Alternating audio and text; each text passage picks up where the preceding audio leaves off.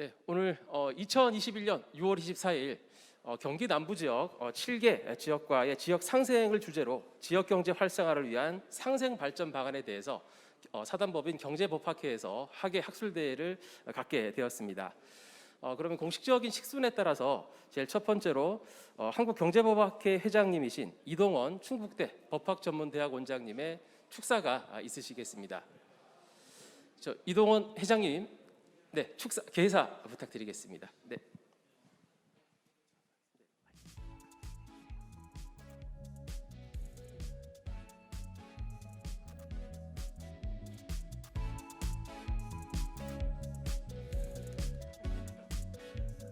예, 안녕하십니까. 오늘 앞에 행사가 있어서 조금은 지체가 됐는데 너무나 좋은 그 프로그램이었던 것 같습니다.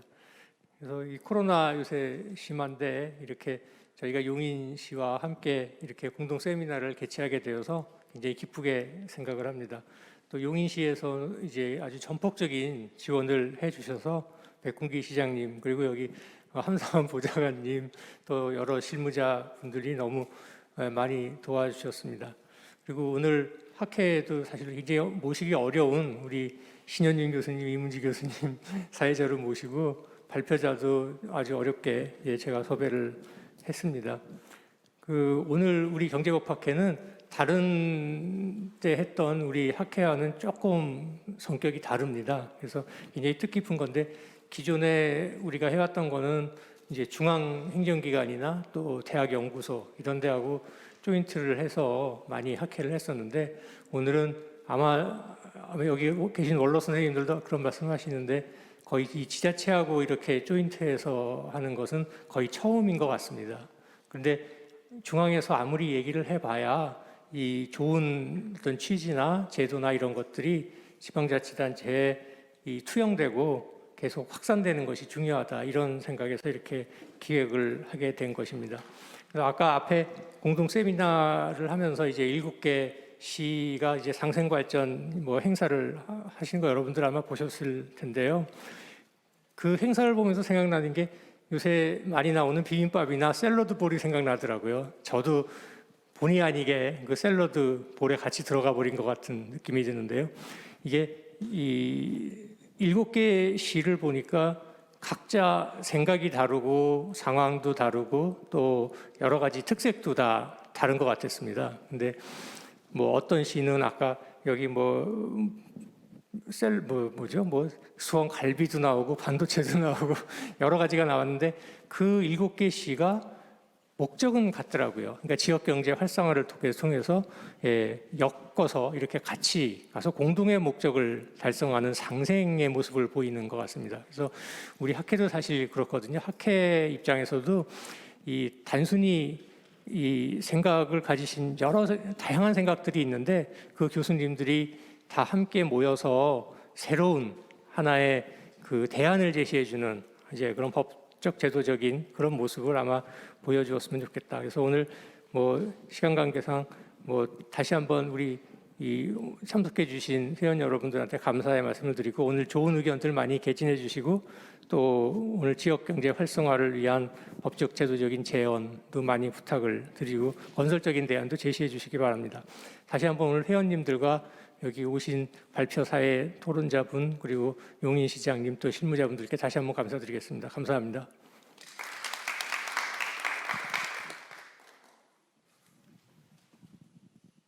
네, 회장님 개사 말씀 감사합니다.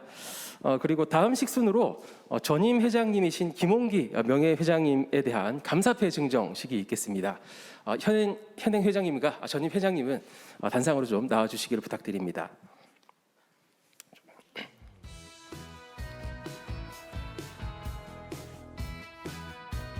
네, 증정에 앞서 제가 감사패의 내용을 간략히 소개드리겠습니다. 명예회장님께서는 한국경제법학회의 회장 임기 중 열정으로 학문에 정진하시고 아낌없는 성원으로 본 학회가 공고해지는데 헌신적으로 기여해 주셨습니다. 이에 모든 회원들의 감사의 마음을 모아 이 패를 드립니다. 한국경제법학회 회장 이동원. 네, 박수로 맞아주시기 바랍니다.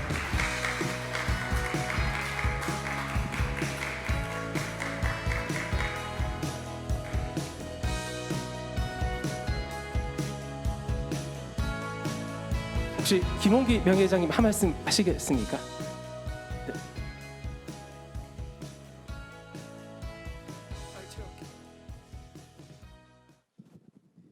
반갑습니다. 저로서는 너무 정말 영광스러운 자리고요.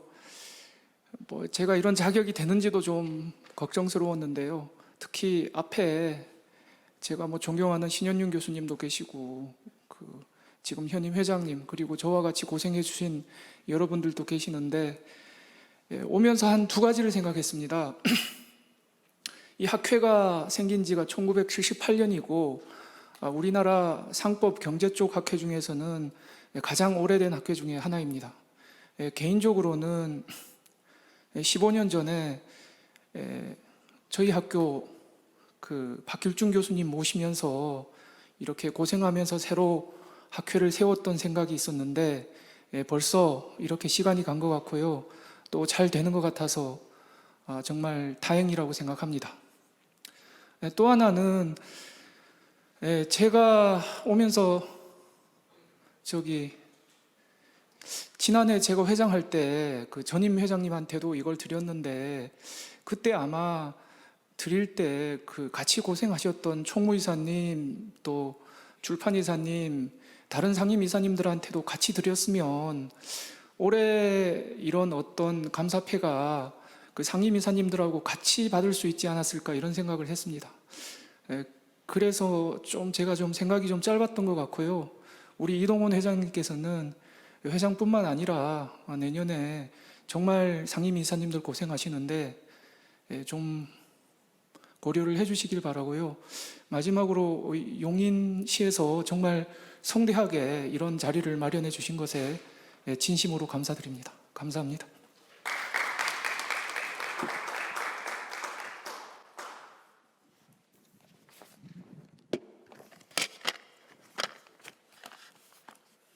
네, 그럼 다음 식순으로 본 학회의 이제 정식 행사인 학술 세미나를 진행하도록 하겠습니다. 오늘 세션은 이제 크게 두 가지 세션으로 구성되어 있고요.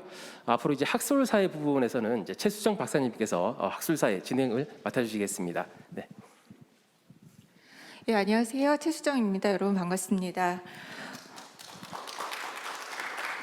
우선 제1세션은 신현윤 연세대학교 명예교수님께서 사회를 맡아주실 예정이고요. 제1발제 주제로는 이해관계자 경제에서 지역화폐의 법적 검토 및 정책적 개선 방안이라는 주제로 연세대학교 손창환 교수님께서 발제를 해주실 예정입니다. 그리고 두 번째로는 지역기업 등록을 통한 지역경제 활성화 방안으로 선문대학교 곽관은 교수님께서 발표를 해주실 예정입니다. 우선은 발표자분들과 사회자분들을 자리로 모시도록 하겠습니다. 예, 단상에 올라와 주시면 감사하겠습니다.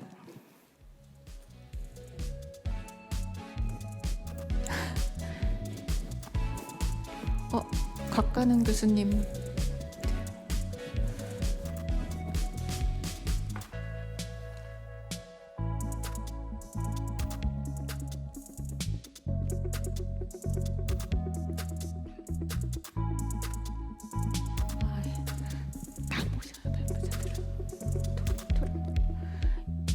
예, 그러면은 발표자분들을 다 모실까요? 예, 그러면 제3주제 발표로는 가맹 대리점 시도 분쟁 조정 협의회를 통한 상세 협력 방안을 주제로 강원대학교 이혁 교수님께서 발제를 해주실 예정입니다. 네? 예. 네, 우선은 제1발제, 제2발제를 듣고 그 다음에 토론을 하고 진행을 하도록 하겠습니다. 우선은 사회자이신 연세대학교 신현윤 교수님께 마이크를 넘기도록 하겠습니다.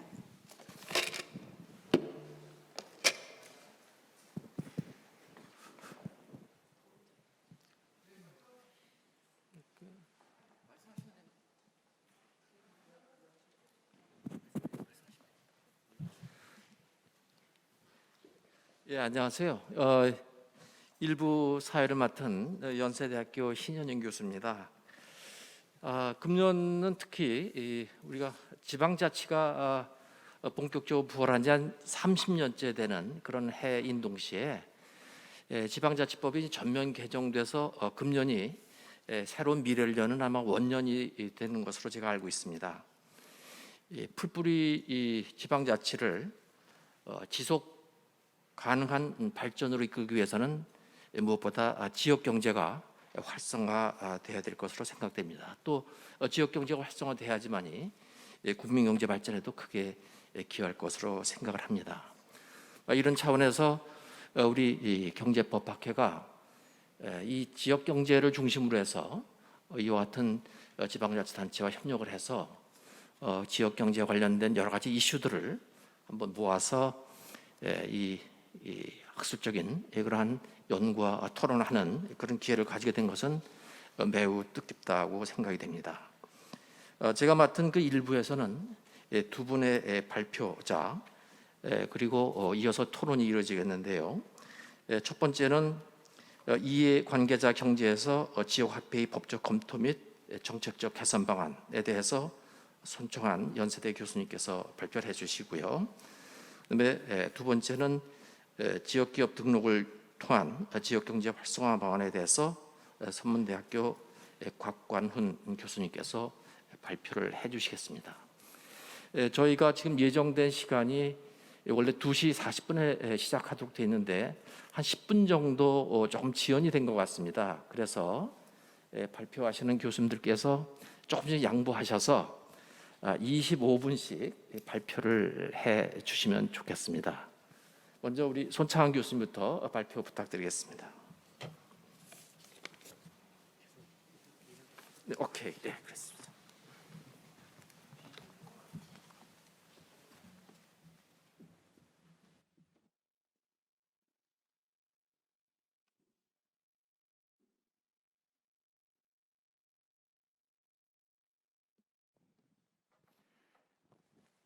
예, 지금 방금 소개받은 연세대학교 손창환입니다.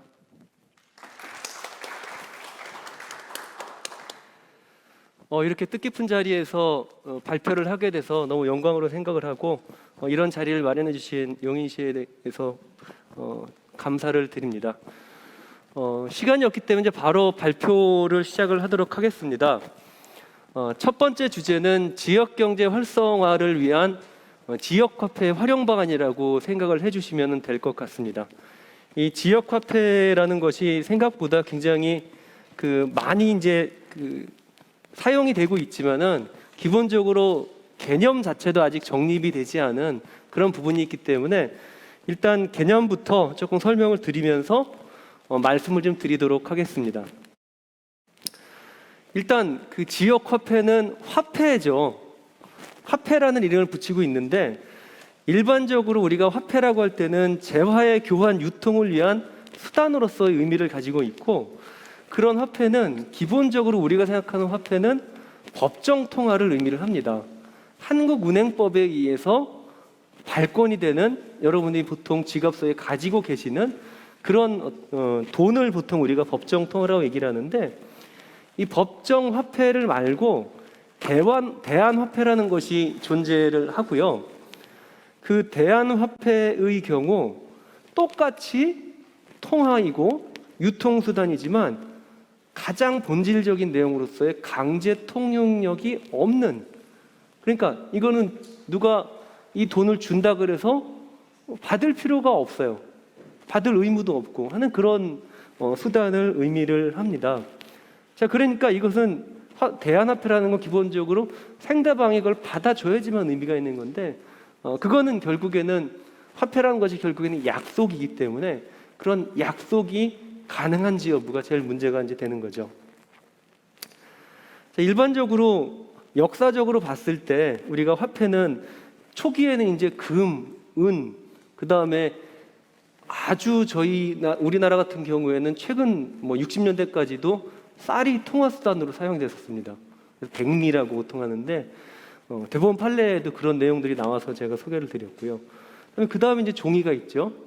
카드로 바뀌고 그 다음에 그 대안화폐가 또 장부로도 기장이 되는 그런 경우도 있다고 하는데 사실 이거는 큰 의미는 없는 것 같고요.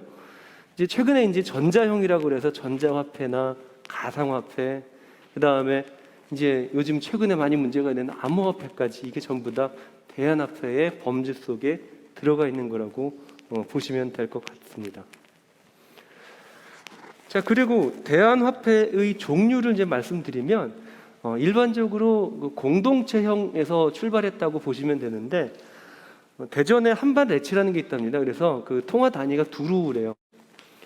과천에 가 있는데 그 통화 단위가 R이라는 단위인데 다 어떻게 운영이 되고 있냐면 어떤 1시간 뭐 예컨대 2시간 이런 노동력을 이 화폐로 바꿔주고 그 화폐를 가지고서 다른 사람의 노동력을 살 수 있는 그런 구조로 이루어져 있습니다.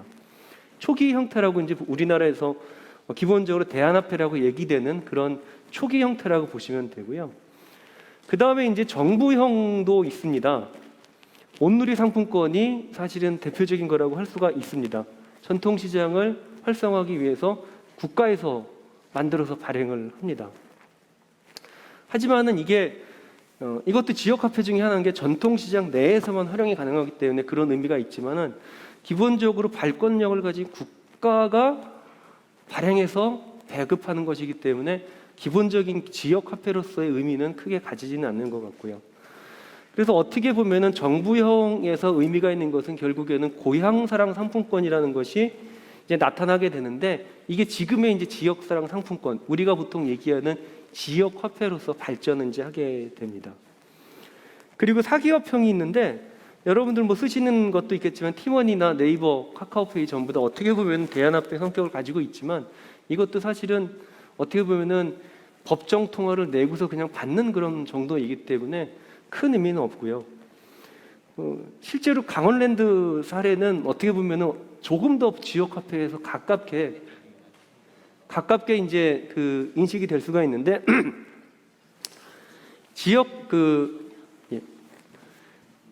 강원랜드에서 뭐 혹시나 해보신 분은 아실 수도 있겠는데요. 거기서 이제 이제 돈을 이제 내고서 이제 도박을 하게 되면은 그 돈을 잃는 거에 그 비례해서 약간의 그 컴플리멘터리한 그걸 주는데 그걸 가지고서 그 뭐 지역, 태백, 정선 이런 데서 각 그 가맹점에서 사용을 할 수가 있습니다. 근데 그 규모가요 생각보다 굉장히 큽니다. 제가 알기로는 수십억, 크게는 수백억까지도 되는 걸로 알고 있는데 그런 어떻게 보면은 그 해당 그 사군에서는 어떻게 보면 화폐처럼 이용되는 그런 수단도 이라고 보실 수도 있죠. 자, 그래서 그 지역화폐 발전 과정은 기본적으로 이렇게 아까 말씀드린 한반 레치나 과천 품앗이처럼 공동체형에서 출발했지만 결국에는 지역화폐가 발전된 것은 아까 말씀드린 고향사랑 상품권에서 출발한 지금 지역사랑 상품권에서 발전을 하고 있습니다. 지역 경제 활성화를 목적으로 하는 그리고 지역 순환 경제 구축을 목적으로 하는 그런 그 지역 화폐가 현재 이제 많이 문제가 되는 거고 오늘 이제 볼 내용도 그런 내용이라고 이제 보시면 될 것 같습니다. 자, 아까 말씀드렸지만은 보통 우리가 생각하고 있는 지역 화폐의 목적은 기본적으로 공동체 경제 구축과 지역 경제 자립성 구축을 목적으로 하는 그런 목적을 가지고서 발행이 되는 거라고 보시면 되는데 지금 발행되는 지역 화폐의 경우에는 조금 더 지역 그 경제의 어떤 자립성 구축에 방점이 가 있는 것으로 생각이 됩니다. 그래서 지역 화폐를 그러면 도대체 이게 뭐냐라고 봤을 때 기본적인 개념은 일정 지역 내에서 통용되는 교환 유통 수단인데 그 발행 주체가 지방 정부일 수도 있고 공동체일 수도 있지만 아까 말씀드린 대로 계속 말씀드린 대로 저희가 오늘 말씀드리는 주제에는 기본적으로 지방 정부가 발행한 지역 화폐를 중심으로 말씀을 좀 드린다고 보실 수가 있고요. 현재 경기도 지역 화폐 관련 조례에서도 비슷하게 이제 규정을 하고 있습니다. 그럼 지역 화폐의 정체는 도대체 무엇이냐? 이게 화폐냐? 화폐가 아닙니다. 상품권입니다. 현재 사용하고 있는 지역사랑 상품권법에 의하면은 명확하게 상품권으로 규정이 되어 있고 지금 개별 그 경기도 자치단체에서도 용인시, 여주, 이천, 화성시에서도 전부 다 관련 조례에서 이걸 상품권으로 규정을 하고 있습니다. 자, 그 지금 지역 화폐 어떤 법적 성질과 관련돼서 조금 더 살펴보셔야 될 것은 어떻게 보면은 그 발행 형태별로 법적 성질이 약간씩 좀 다른데요. 종이는 그냥 그 어음 수표와 같은 유가증권이라고 보시면 되고, 카드형은 이제 선불 카드인데 이게 여신 전문 금융업법상 선불 카드라고 이해가 되고 있고요. 모바일형으로 쓰는 거의 경우에는 선불 전자 지급 수단으로 지금 이해가 되고 있습니다. 기본적으로 지류형도 좀 발행이 되는 것 같고, 아무래도 모바일에 조금 익숙하지 않으신 분들을 위해서인 것 같고, 대부분의 경우에는 모바일형으로 아니면 카드형으로 지금 사용이 되고 있는 것 같습니다. 지역화폐의 법률 관계는 기본적으로 그 자치단체가 일단 발행을 하면 그 다음에 그걸 판매 대행점에서 판매를 하고, 그다음에 사용자가 그걸 사용을 하면 개별 가맹점에서 그걸 환전을 하는데, 이제 거기에 이제 환전 대행 가맹점이 하나가 끼어 있고요.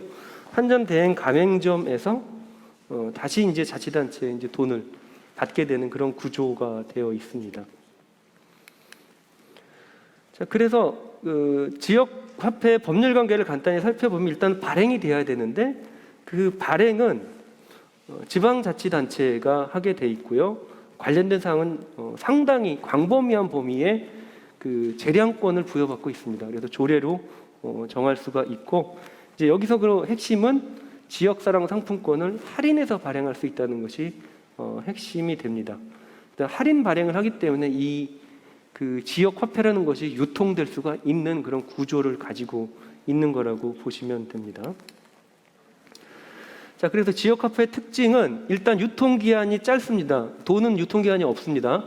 하지만 기본적으로 지역 화폐는 발행일로부터 5년으로 제한이 되어 있고요. 그게 또 조례로 제한이 가능합니다. 유통지역도 자치단체 관할구역으로 제한이 있고요. 유통성도 제한이 되고 있습니다. 그래서 사용자는 상품권을 재판매할 수가 없게 되어 있습니다.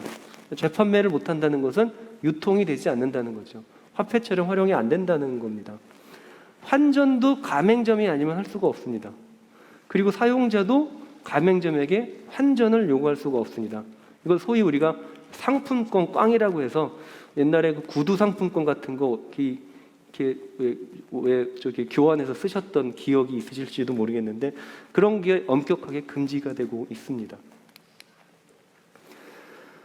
그 다음에 지역화폐와 관련된 여러 가지 규제가 있는데, 목적의 사용 금지가 있습니다. 일단 자치단체장의 경우에 이 지역화폐를 가지고서 보수를 지급할 수가 없다는 제한이 있고요. 그 다음에 지방계약법상 대가도 지급할 수가 없게 됩니다. 이거는 아마 조금 이해하시겠지만은 이걸 지역화폐가 사용 유통성이 제한이 되기 때문에 아무래도 사용에 불편함이 있죠. 그런 부분들을 고려를 한 거라고 생각을 합니다.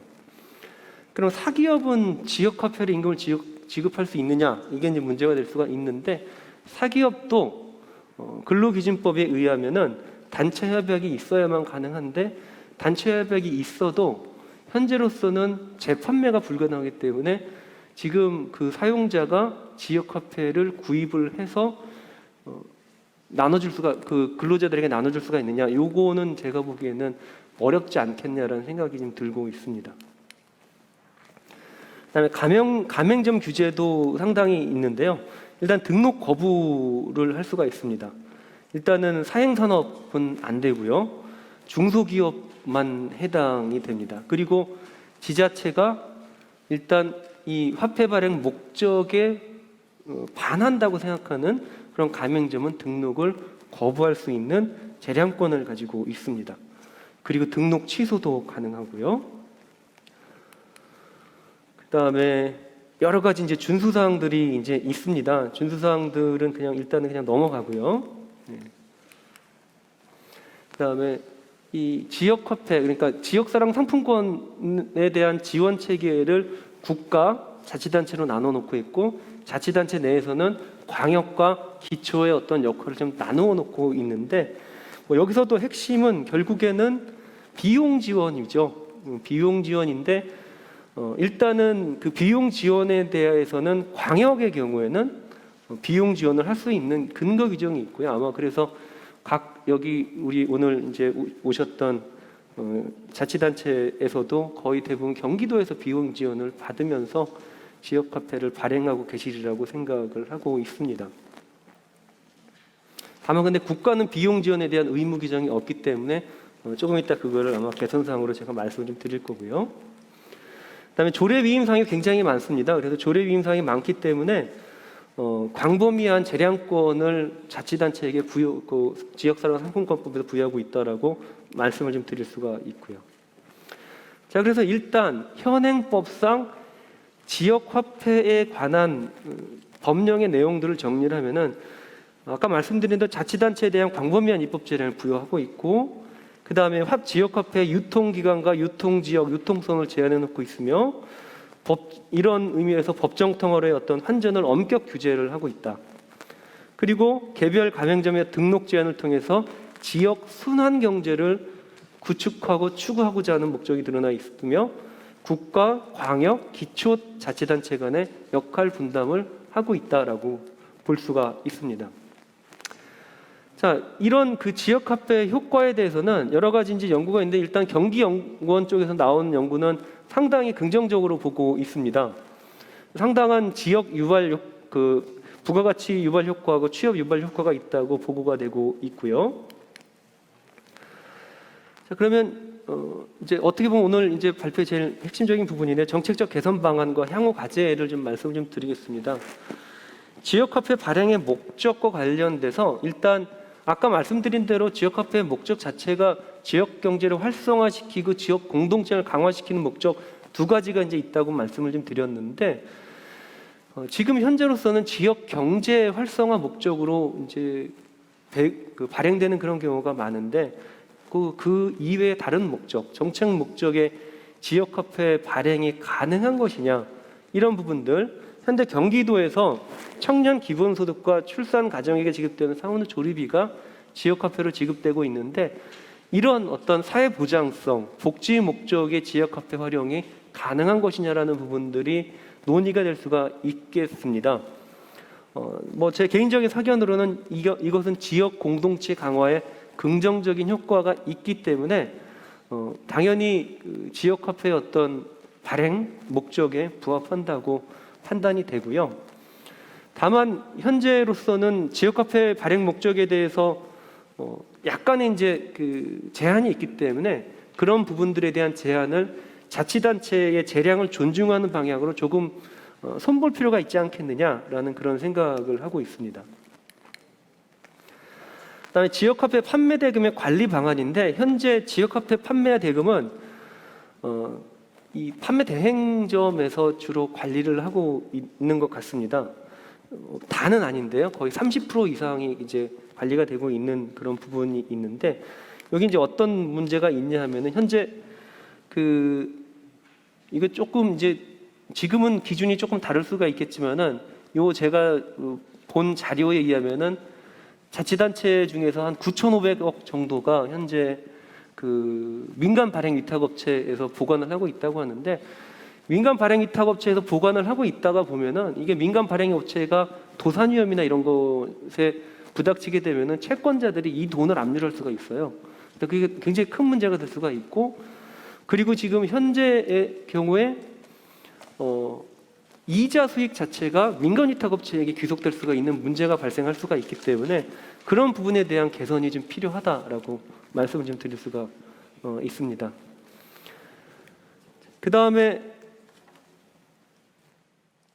아까 말씀드린 거에서 그 공무원분들께서 어떻게 생각하실지는 모르겠지만은 지역화폐로 임금 내지 보수를 지급하는 것이 어떻겠냐라는 그런 부분인데 일단 영국의 브리스톨시의 경우에는 급여의 일부를 브리스톨 파운드, 이게 지역화폐인데요, 파운드로 지급하는 경우가 있다고 합니다. 그래서 아마 제가 보기에는 전체는 아니지만 5% 내지는 아니면은 보수 말고 그 이외의 추가 포상금이라든지 아니면은 약간 보너스 형태의 금원 같은 것들은 지역화폐로 지급할 수 있는 것을 허용하는 것도 나쁘진 않을 것 같다라는 그런 부분들이 있고요. 지역 내 기업의 경우에도 임금은 제가 보기에는 법정통화를 지급하는 것이 맞지만 그 이외에 그 시혜성 그 금원의 경우에는 지역 화폐로 지급하는 것을 좀 어떻게 보면 인센티브를 주면서 이렇게 할 수 있는 방안도 고민해 볼 수 있지 않을까라는 생각을 해봤습니다. 그런 내용들이 지금 일단 신정훈 의원 대표 발의안에서는요, 일단 그 보수 이외의 금품 지급에서는 가능하도록 대표 발의안이 돼 있는데, 사실은 제가 보기에는 이 규정이 있든지 없든지 지방자치단체에서 조례로 규정을 할 수가 있지 않겠느냐라는 생각을 하고 있고, 일부 자치단체 조례에서 규정을 하고 있는 것 같습니다. 제가 보기에는 그런 부분들은 적절하다고 판단을 하고 있습니다. 그리고 유통기간하고요, 그 다음에 금액 제한 부분이 있는데, 일단 그 지금 지역화폐가 5년으로 이제 유통 그 기간이 이제 설정되어 있는데, 지역 경제 발전을 위해서는 유통이 빨리 되는 게 좋습니다. 그래서 기본적으로 제가 사견으로는 1년을 유통기간으로 보고 발행되는 것이 맞고, 안 쓴 경우에는 환급을 해주는 그런 방식을 도입을 하는 게 차라리 낫지 않겠느냐. 그래서 계속 그 지역 화폐를 빠르게 유통시키는 것이 오히려 지역 경제 발전을 위해서 도움이 될 것이다라고 생각을 하고요. 현재 금액 제한이 조금 있는 것 같은데, 이런 부분들도 약간 단계적으로 그러니까 지원을 갖다가 지금 현재 10% 하지만은 굉장히 부담이 많이 되죠. 아무리 그 경기도에서 지원을 한다 그래도 굉장히 부담이 많이 되는 건데, 그런 부분들을 약간 완화시키는 어떤 방안도 고민을 해볼 수가 있을 것 같습니다. 그다음에 가맹점 관련된 그 방안도 약간 검토가 필요합니다.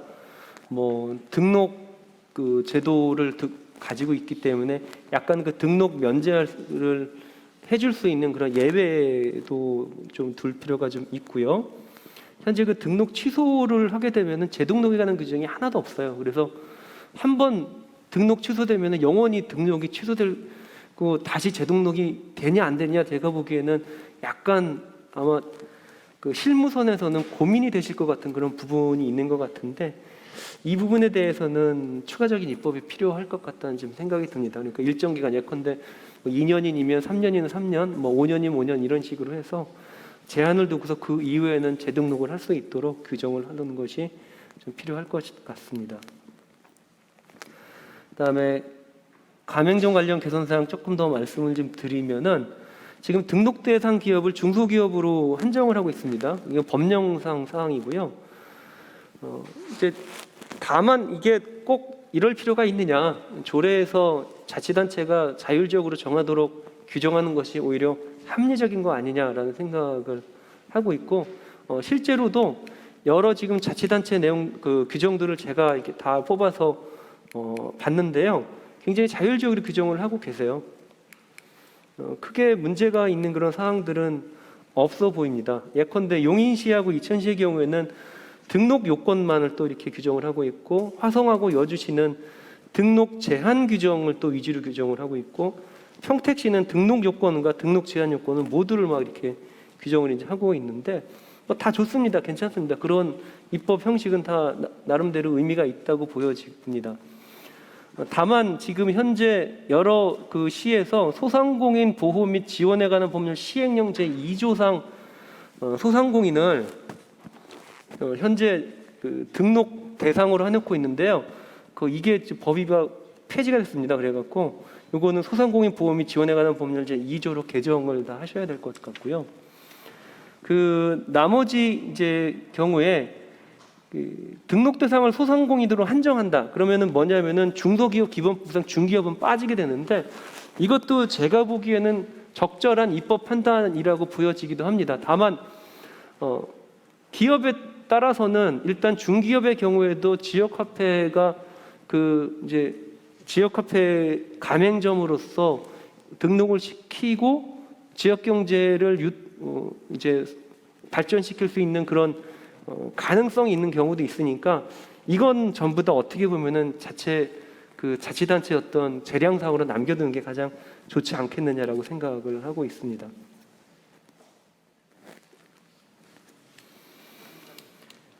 그 다음에 검토사항 4번은 이건 뭐 그냥 자치단체의 가맹점 등록 판단과 관련된 내용인데 시간상 이거는 조금 넘어가도록 하고요. 이게 배달 앱을 통한 중개 거래 허용 여부가 최근에 제일 또 문제가 많이 됐던 내용이고 이것도 입법안이 나와 있습니다. 이용선 의원 안인데요. 잘 아시겠지만 지금 현재 예컨대 배달의 민족이나 이런 데서 지역사랑 상품권을 쓸 수는 없는 걸로 되어 있고요. 그런데 이제 최근에 코로나 사태가 있다 보니까 사실은 이렇게 오프라인으로 가서 매출이 일어나는 것보다는 온라인으로 매출이 일어나는 게 굉장히 많기 때문에 그런 부분에 대해서 어떻게 이제 대응을 할 것이냐라는 고민을 많이 하다가 이 배달의 민족 같은 어떤 그 배달 대행 업체들을 중개 가맹점이라는 개념을 통해서 이 지역 카페를 쓸 수 있도록 법령 개정을 하는 그런 발의안이 나왔습니다. 굉장히 적절하긴 한데요. 제가 여기서 소개를 드리진 않았지만은 이 법에서는 배달 수수료를 일정 정도로 제한을 하는 규정까지 같이 들어가 있습니다. 그래서 이게 어떻게 보면은 중개 가맹점이 들어간 건 아무 문제가 없는데 오히려 그 배달 수수료를 일정액으로 제한하는 그런 내용 때문에 오히려 상당히 좀 논쟁거리가 좀 되고 있는데요. 어떻게 보면은 지역 카페의 발행액이 굉장히 크다. 그리고서 그런 부분들이 그 배달의 민족 같은 배달 대행 업체에서 무시할 수 없는 규모라고 한다고 하면은 지자체별로 어떻게 보면은 협약 같은 걸 통해서 우리 지역 소상공인들에게는 그 가맹 수수료나 아니면 그 어떤 배달 수수료 자체를 좀 낮춰달라라는 그런 요구도 가능할 수 있지 않을까라는 생각도 들고 그렇습니다. 이런 내용들이 이제 현재 진행되고 있다는 거 말씀 좀 드리고요. 네, 부정 지역 화폐 사용 행위가 있습니다. 이건 아까 말씀드린 대로 상품권 깡과 관련된 내용인데요. 이게 이제 그 형사처벌 규정에 대한 그 발의가 있었는데, 요거는 제가 보기에는 과잉입법 같습니다. 그래서 요거는 아마 좀 과태료를 차라리 상향시키는 게 차라리 낫지 않겠느냐라는 생각이 듭니다. 지원 체계 개선도 좀 손볼 필요가 있는데, 핵심은 국가의 지원을 조금 더 강화시키는 방향으로 가야 되지 않겠느냐라는 생각을 가지고 있고요. 그다음에 향후과제 결론 부분인데요. 향후과제를 몇 가지 말씀드리고서 발표를 마치도록 하겠습니다.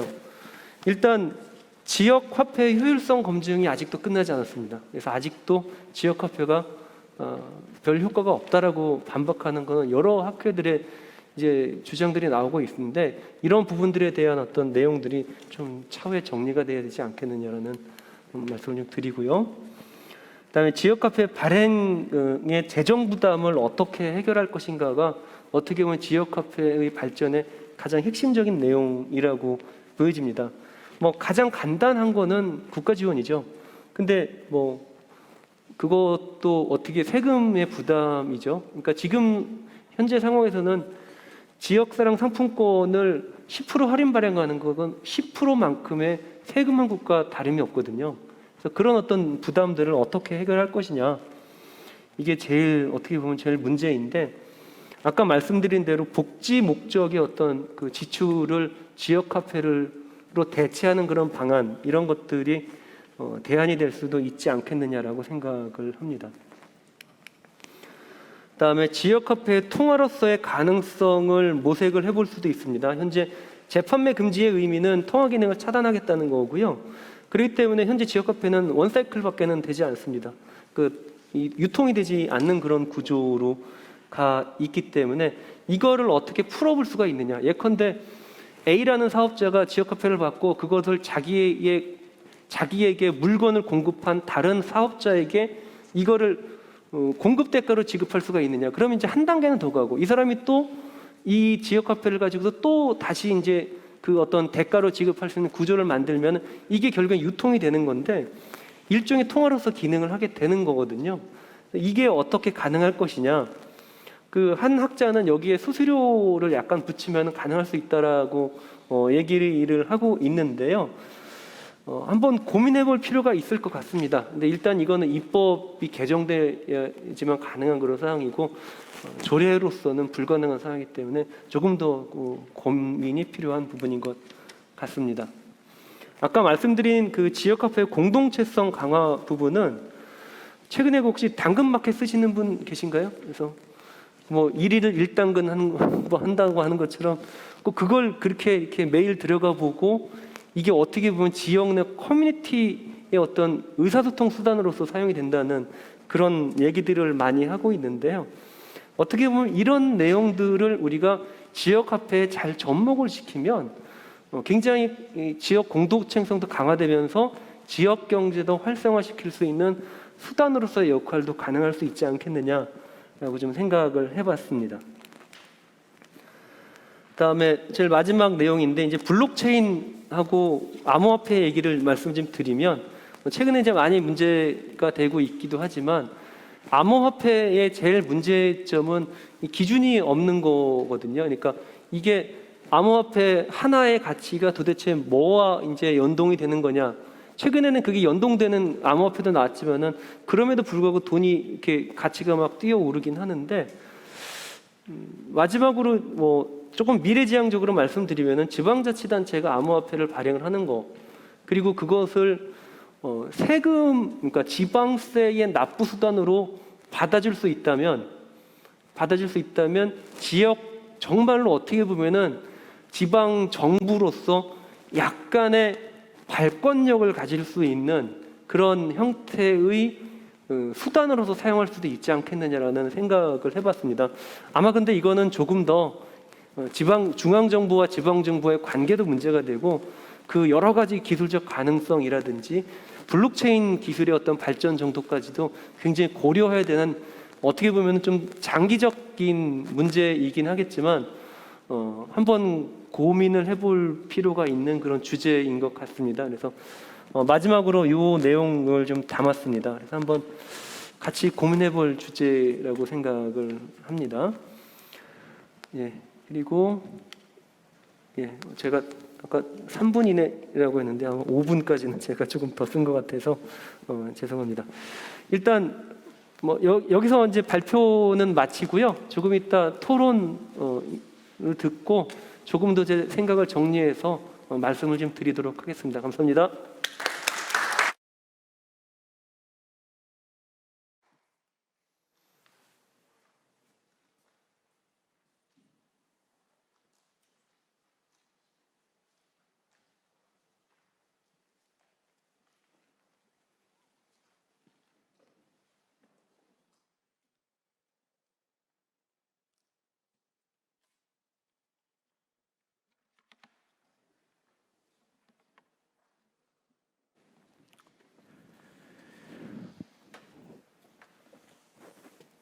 예, 안녕하십니까. 저는 이제 선문대에서 근무하고 있는 곽광은이라고 합니다.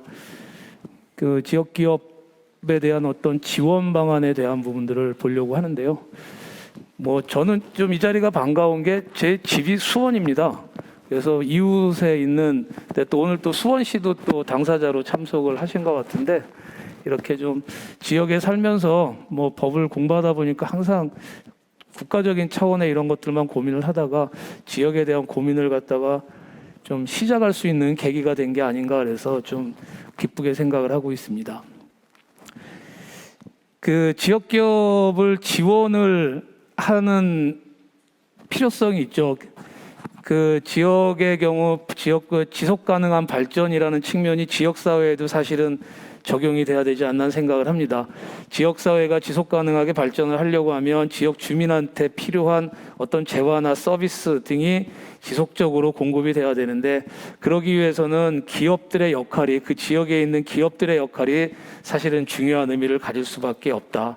그렇기 때문에 지자체의 지역사회의 경우에 있어서는 해당 지역의 기업, 이 해당 지역의 기업들이 사실은 또 어떻게 보면은 직접적으로 또 한 울타리이기도 하고 또 뭐 어떻게 보면 또 유권자이기도 하고 하다 보니까 그에 대한 지원의 어떤 요청들은 많이 있고 그럴 필요성들에 대한 얘기들은 많이 하게 됩니다. 이제 다만 이제 지역 사회에 있는 기업들을 지원을 하려고 하다 보면 항상 이제 문제가 되는 게 이게 이제 경쟁 제한적인 행위가 될 수 있고 그렇게 된다면은 국가 전체적으로 봤을 때 특정 기업의 기업 지역에 있는 기업들만 특혜를 주다 보면 결국은 국가 전체가 경쟁하면서 발전하는데 좀 저해가 되지 않느냐라는 측면들이 있어서 뒤에서 말씀드리겠지만 공정위 같은 경우에 있어서는 이런 어떤 그 조례들에 대해서 상당히 좀 부정적이고 고쳐라라고 요청을 많이 하고 있죠. 그리고 또 여기 계시는 분들이 또 이 경쟁법의 대가들이 계시기 때문에 이러한 부분에 대한 것들은 뭐 대부분 다 공감을 하시고 문제가 있다라고 이제 판단을 하고 계실 거라 생각이 듭니다. 그러다 보니까 이제 두 가지 가치가 이제 충돌을 하게 되는 거죠. 지역사회의 지속 가능한 발전을 위해서 지역에 필요한 기업들이 성장할 수 있도록 지원을 한다라는 게 어찌 보면은 지자체에서 있는 지자체에서 다른 지역을 갖다 우선 고려한다. 이거는 또 어찌 보면 말이 안 되는 거죠. 그래서 당연히 지역을 갖다가 생각을 하지만 그렇게 되는 경우 국가 전체적인 차원에서 경쟁 제한성을 갖기 때문에 이 부분들이 좀 문제가 끊임없이 제기가 되고 있다라는 부분입니다. 그래서 이거는 좀 풀기 어려운 문제인데 그래서 저는 이제 생각을 하는 게 관점을 좀 바꿔가지고 보는 게 어떤 제가 여기서 말씀드리고자 하는 거는 딱 그거 하나입니다. 관점을 좀 바꿔갖고 보시는 게 어떻겠느냐. 지역 기업에 대한 지원이 아니라 지역 기업만을 배타적으로 지원하는 것들이 아니라 지역 사회를 지원을 하는 거고 지역 사회에 필요한 어떤 그 지속 가능한 발전을 위해서 기여를 하는 기업들에 대해서 지역 기업에 대해서는 그에 대한 긍정적인 평가를 해준다라는 측면으로 보는 게 좋지 않을까. 물론 그렇게 본다라고 한다면 지역 기업이 아닌 지역 외 기업이 우리 지역에 긍정적인 역할을 한다라고 한다면 그것도 오케이 받아들일 수 있는 거죠. 다만 그 지역의 어떤 성격상 그런 긍정적 지역사회 기여도라고 이제 제가 한번 얘기를 해봤는데 지역사회에 대한 기여도를 보다 더 가질 수 있는 기업들은 지역 기업이 되지 않을까. 왜 지역에서의 고용 창출이라든가 어떤 그 세금 부담이라든가 기타 여러 가지 측면에서 지역사회에 대한 기여도를 평가를 하게 되면 당연히 지역 기업이 조금 더 긍정적인 평가를 받을 가능성이 높고요. 지역 기업이 아닌 지역 외 기업도 그 정도의 기여를 하겠다라고 한다면 해당 지역의 소비자 주민들의 어떤 후생 이런 측면을 통해 가지고 충분히 받아들일 수 있지 않느냐.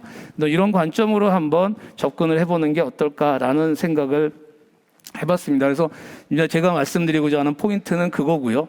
자, 그러기 위해 가지고 이제 한번 우리가 검토를 해봐야 되는데 지역 사회에 대해서 어떤 기여 지원을 해주는 부분들이 가능하냐, 법적으로 특별히 문제가 없겠느냐라는 부분들입니다. 그래서 기존에 있는 내용들을 갖다 쭉 봤더니 지역 기업에 대해서 지원을 해주는 이런 규정들이 법률의 규정이 있는 경우가 있고 그다음에 조례를 통해서 하는 규정들이 있습니다.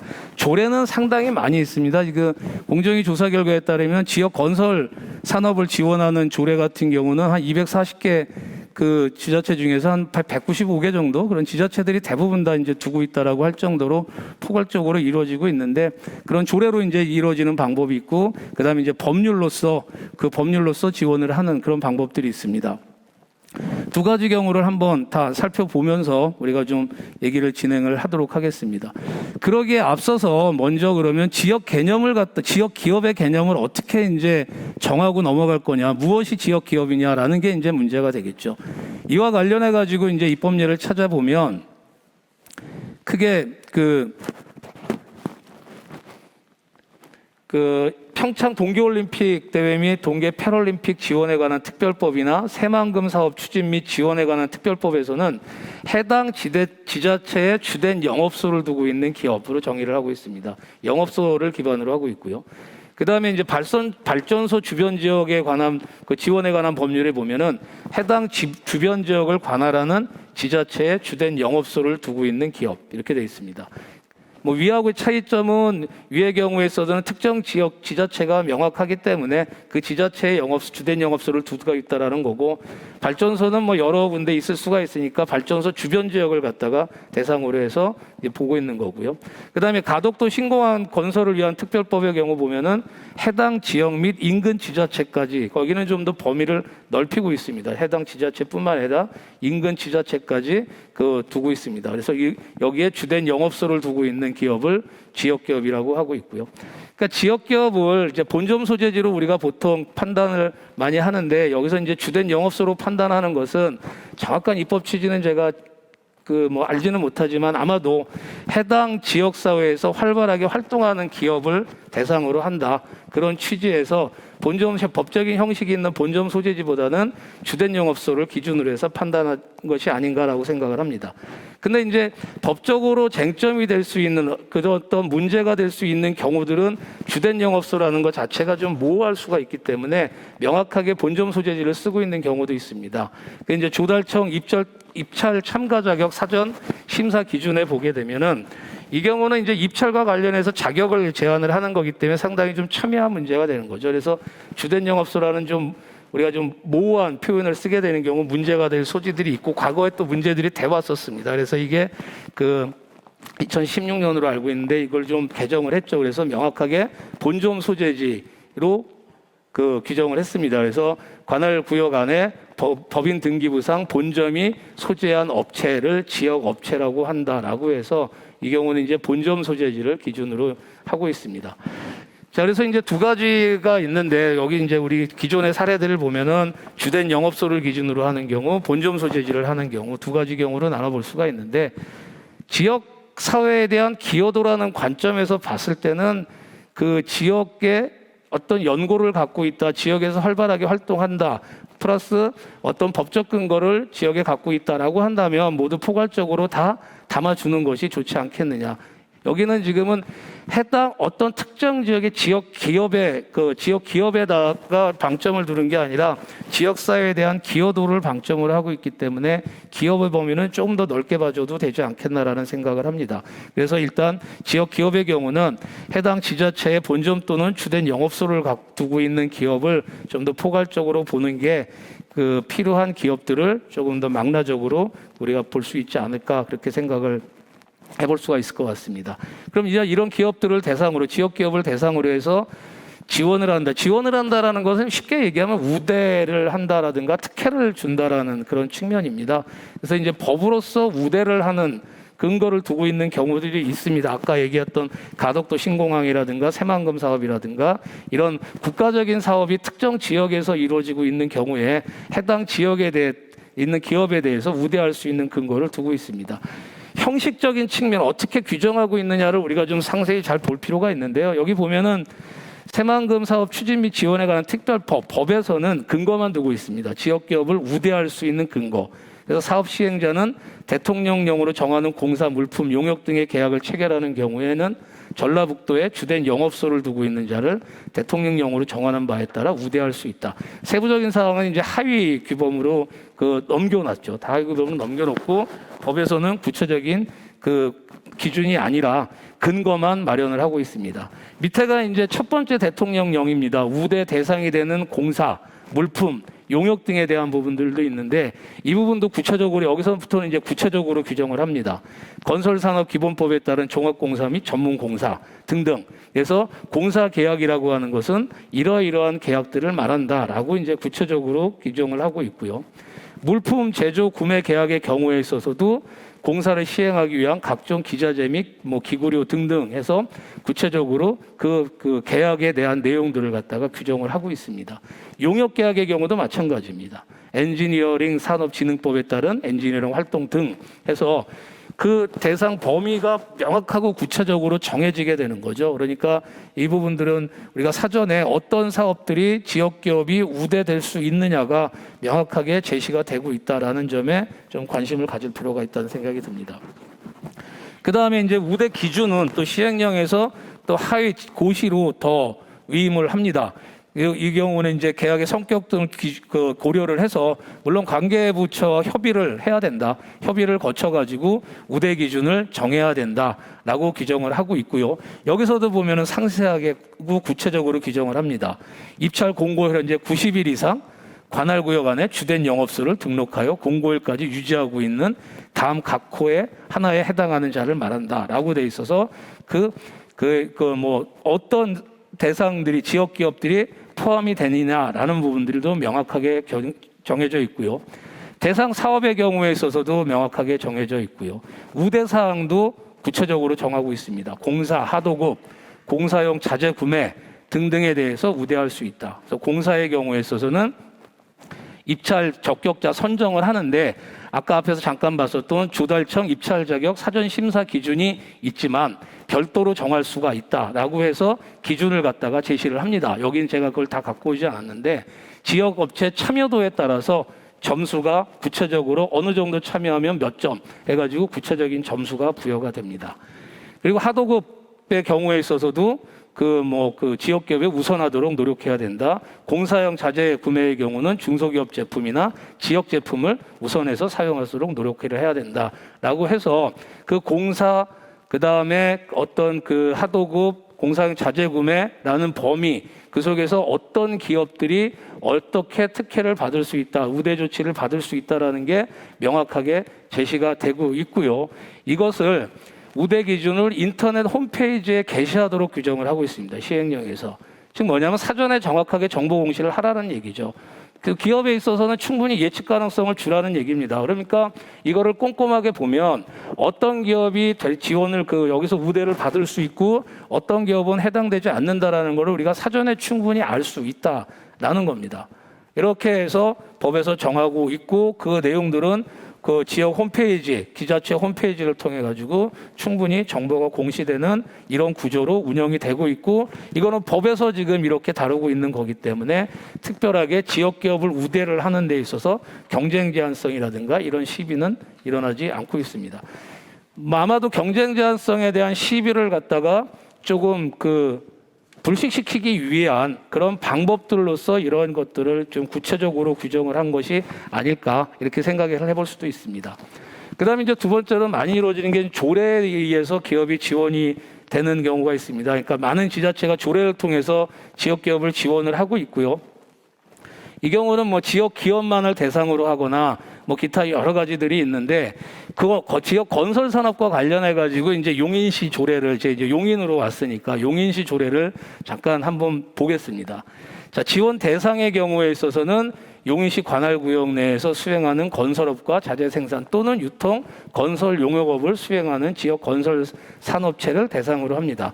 약간 좀 포괄적입니다. 법에서 명확하게 규정되어 있는 이거 어느 법에서 정하는 뭐라는 것들이 명확하게 있기보다는 전점 포괄적으로 좀 규정을 하고 있는 그런 측면들이 있고요.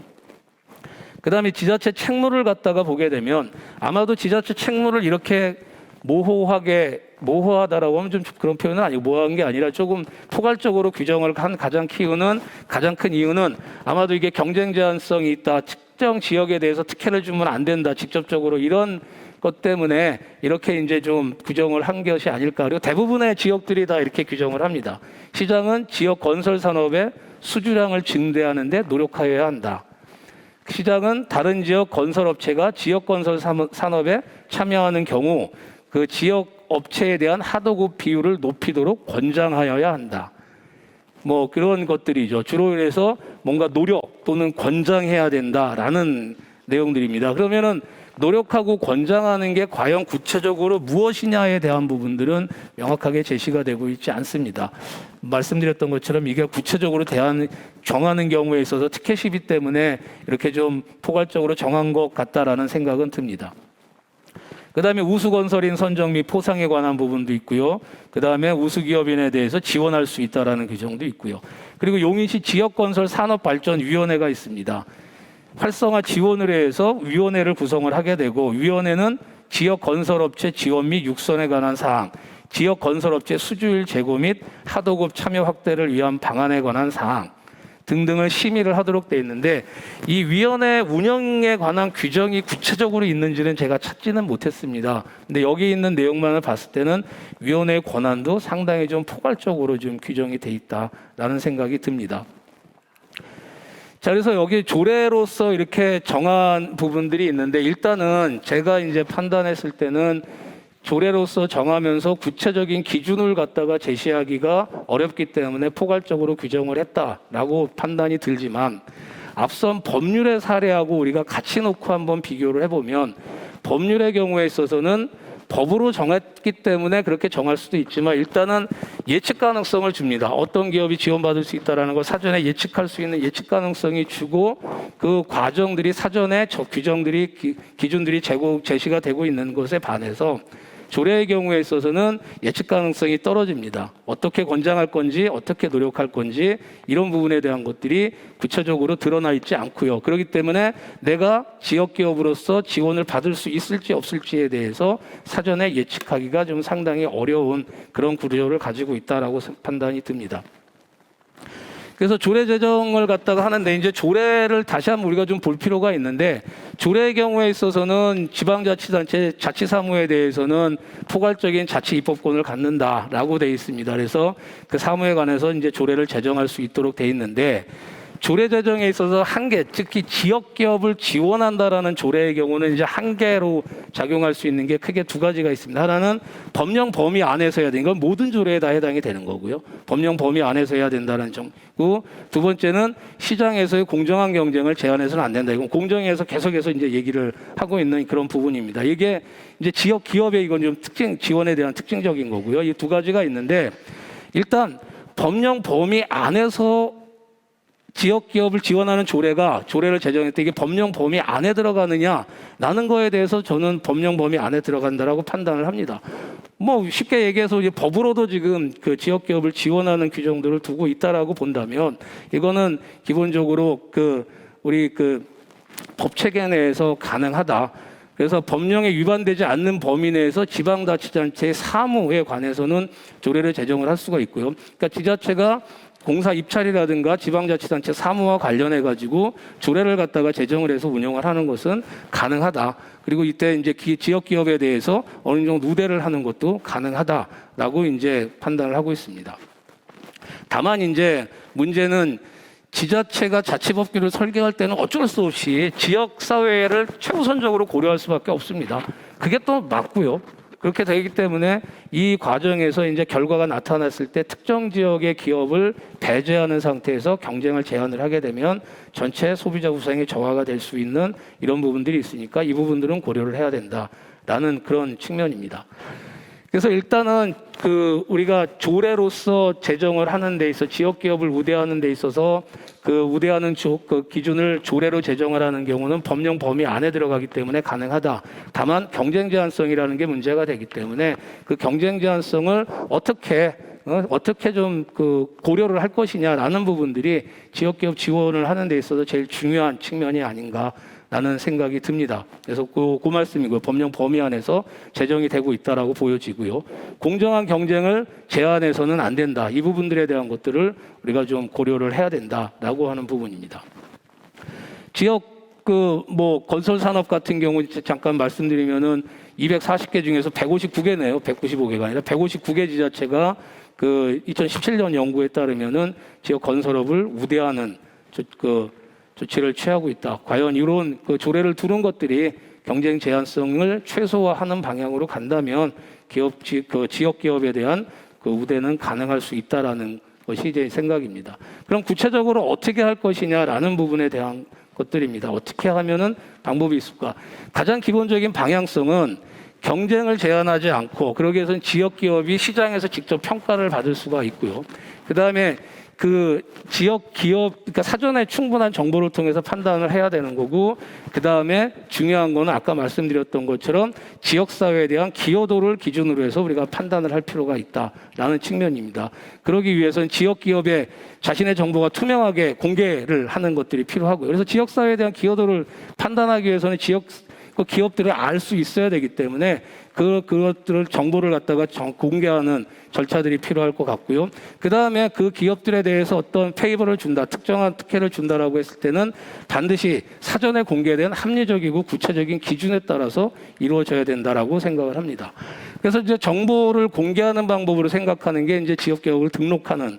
등록이라고 하는 개념은 어떤 심사라는 개념이 아니라 일정 요건에 따라 기업들이 본인들의 내용들을 올려놓는 거죠. 그러면 이게 시장의 주민들한테 충분히 좀 공개가 될 수 있도록 하는 겁니다. 그래서 지자체 사업 수주를 원하는 기업들은 정보를 지자체가 지정한 홈페이지에 등록을 하게 되고 그에 따라서 어떤 가산점이나 이런 것들을 다 사전에 계산할 수 있도록 한다라는 거고요. 등록 내용 중에서는 기업에 관한 정보하고 플러스 지역사회 기여 가능성 및 계획에 대한 부분들. 그러니까 저는 이제 러프하게 이거를 지역사회 기여도라고 얘기를 하는데 지역사회 기여도 좀 반드시 제시할 수 있도록 하는 것이 어떨까라고 생각을 합니다.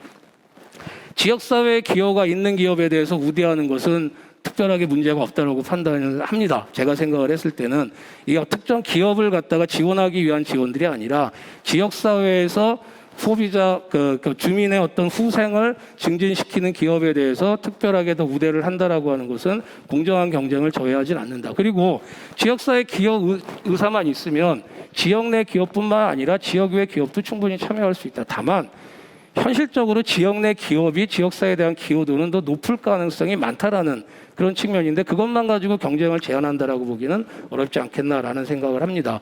그래서 지역사회에 대한 기여도를 등록하고 그 부분에 대해서 평가를 할 수 있도록 하는 측면이고요.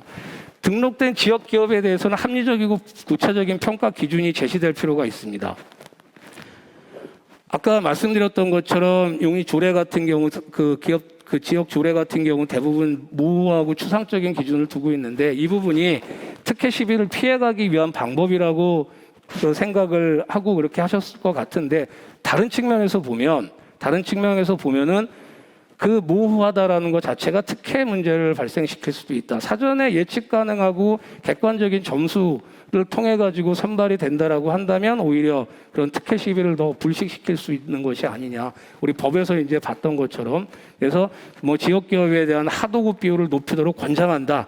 라고 이렇게 하는 것보다는 구체적으로 어떤 기업에 대해서 어떻게 지원할 것이냐를 명확하게 제시를 하는 게 오히려 그 문제를 예방할 수 있는 그런 측면이라고 생각이 듭니다. 그리고 새만금 사업 추진 및 지원에 관한 특별법도 보면은 지역사회 참여도를 갖다 이렇게 딱 규정을 합니다. 여러 가지 항목 중에 하나를 따온 건데요. 7점을 갖다가 두고 조정 지분율의 합에 따라 가지고 배점을 갖다가 쭉 주고 있습니다.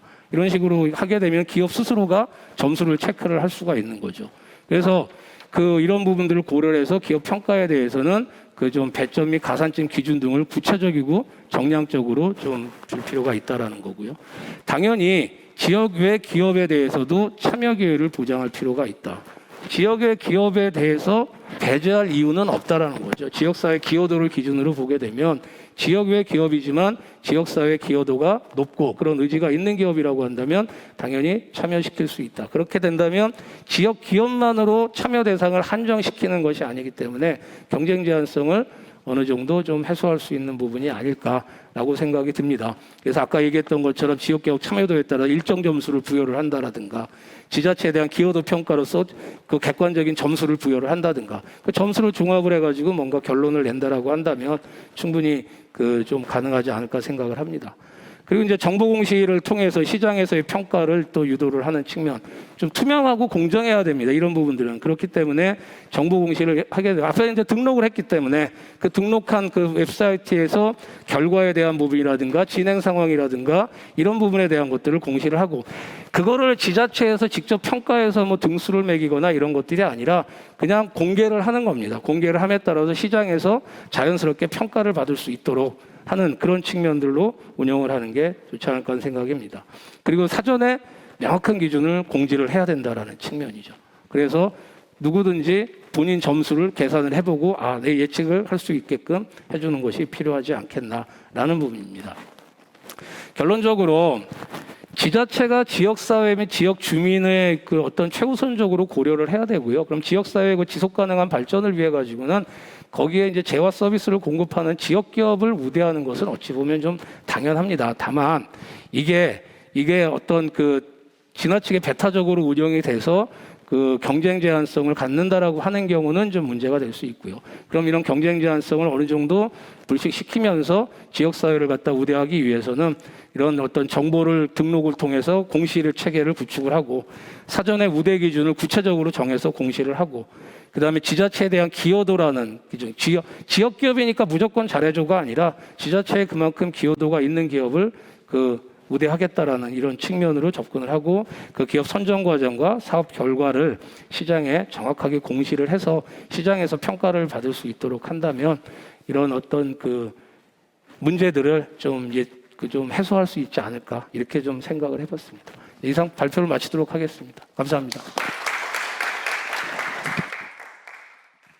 발제 잘 들었습니다. 지금 사회자와 발제자분 그리고 토론자분들 단창에 올라와 주시면 감사하겠습니다.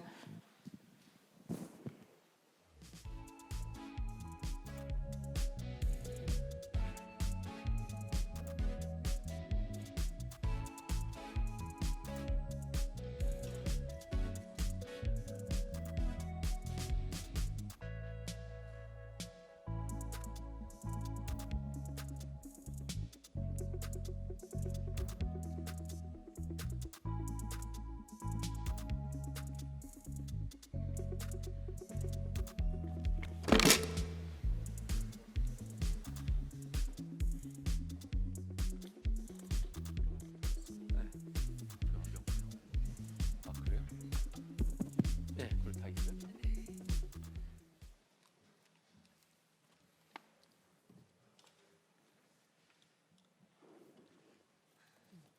자, 두 분께서 잘 발제를 해주셨는데 여태까지 제 그 경험에 비춰본다면은 그 발제 시간을 잘 맞추시는 분들이 되게 실력이 출중하신 분들입니다. 근데 두 분께서 아주 짧은 시간 내에 아주 일목요연하게 발표해 주시고 또 개선 방안까지 제시해 주셔서 매우 좋은 그런 발표가 아닌가 이렇게 생각이 됩니다. 자, 그렇다면 이제 오늘 두 가지 주제와 관련해서 세 분의 토론자를 모셨습니다. 제일 왼쪽에 계시는 우리가 여경환 상무님이시고 딜로이트 안전회계법인의 여경환 상무님이시고 그 옆에가 이제 목포대학의 이성남 교수님, 그리고 맨 왼쪽에 이제 경기도의 강선희 박사님, 세 분을 모셨습니다. 세 분께서 두 분 발표하신 내용에 대해서 자유롭게 토론을 해주시는데 유감스럽게도 이 토론 시간이 20분밖에 배정이 안 됐습니다. 그래서 일단은 한 분당 한 5분 정도 간단히 코멘트 해주시고 그 코멘트에 대해서 두 분 발표자님께서 답변하는 그러한 식으로 진행을 하도록 하겠습니다. 자, 어떻게 제 왼쪽에 있는 우리 여상님 먼저 시작을 하실까요? 제가 먼저 할까요? 예, 그러시죠. 예. 저는 이제 주로 이제 그 전국의 이제 기업체분들을 많이 이제 찾아뵙고 그 안에서 뭐 재무자문 뭐 투자 유치라든가 아니면은 뭐 M&A라든가 아니면은 뭐 부동산 개발 또 부동산 자문 뭐 이런 일을 쭉 하고 있는데요. 보면은 업체분들이 되게 그 많이 지역에 계신 분들이 지역마다 좀 되게 많이 편차가 심한 것 같습니다. 그러니까 어느 시나 뭐 특정 시나 뭐 다른 시 간에 어떤 기업의 지원이라든가 아니면은 뭐 기업의 유치라든가 이런 면에서 그 업종 그다음에 그 선택과 집중적인 면에서 또 많은 편차가 있어서 잘 되는 지역은 되게 잘 되고 있고 또 안 낙후되어 있는 지역은 되게 낙후되어 있는데 제가 이제 이런 지역 기업 등록에 있어서 좀 구체적으로 그 한 가지 또 말씀을 드리면은 구인 구직적인 면에서도 상당히 좀 많이 좀 우대를 해줘야 되는 거 아닌가 지역 기업에 대해서. 그래서 어떻게 보면은 요즘 기본소득제 많이 얘기를 하는데 어떻게 보면 그 지역에 있는 그 인재를 채용하는 데 있어서 좀 어떤 좀 시나 또는 구가 좀 인센티브를 좀 줘야 되는 거 아닌가. 그런 면에서는 어떻게 좀 생각하십니까? 지역 기업 이거 등록에 대해서. 바로 나중에 답변을 한꺼번에 한꺼번에. 같이. 예. 예. 우리 저기 곽 교수님한테만 질문하신 예, 건가요? 예, 맞습니다. 예, 감사합니다. 그러면 그 다음에 이성남 교수님께서. 예. 안녕하십니까, 이성남입니다. 제가 여기서 유일하게 지역에 살고 있고 또 지역에서 근무하고 있는 사람인 것 같습니다. 보니까 그래서 아마 지역 경제 활성화 차원에서 오늘 논의가 진행되고 있고 그 첫 번째의 방법으로 지역화폐를 통한 경제 활성화 방안, 그 다음에 지역 기업의 어떤 정체성을 어떻게 파악을 해서 실질적으로 지역 기업한테 이 제도적으로 어떤 지원을 해야 될 것인지, 지역 기업 지원에 있어서 앞서서 선행 문제로서 지역 기업을 어떻게 바라볼 것인지에 관한 그 주제 발표를 한 것 같습니다. 그래서 저는 개별적으로 하나하나 이제 질문을 던지기보다는 먼저 쭉 얘기를 하고 좀 얘기를 나누도록 하겠습니다. 지금 지역 경제는 완전히 이 악화 일로에 있는 거죠. 제가 봤을 때는 이것은 뭐 정치만 이 분권화되어 있을 뿐이지, 이 정치의 분권화를 뒷받침하고 실질적으로 보장하는 경제의 분권화는 전혀 이루어지지 않고 있다. 또 실질적으로 이루어지지 않고 있다. 저는 그렇게 평가를 합니다. 지금 방금 우리 여상무님께서 질문한 지역기업이 지역인재를 뽑는 지원 방안, 이것도 저는 매우 중요하다고 생각합니다. 지역인재의 고갈 현상이 벌어지고 있고, 그래서 말은 지금 현재 공기업이 지역으로 이제 이전하고 있습니다. 그런데 실질적으로 우리가 지역에 대한 즉 경제 활성화는 결국은 지역 기업의 활성화입니다. 결국은. 그래서 그 지역 기업이 활성화하고 지역의 사람들이 모이고 그래서 그런 경제 활동을 활발하게 펼칠 수 있는 그런 제도적인 뒷받침이 전제되어야 되지 않겠냐 하는 생각을 가져옵니다. 그래서 지금부터는 약간 구체적으로 이제 그 주제별로 넘어가서 지역 화폐의 문제에 대해서 이제 조금 지역 화폐에 대해서 저도 뭐 한 편의 논문을 제가 쓴 것 같긴 한데 그 이제 지역 화폐에 대해서 우리 교수님께서는 이제 지역 화폐라는 용어를 그대로 사용하는데 사실은 진정한 의미의 지역 화폐는 아닌 것이니까 지역 상품권 지금 현재 상품권의 문제로 이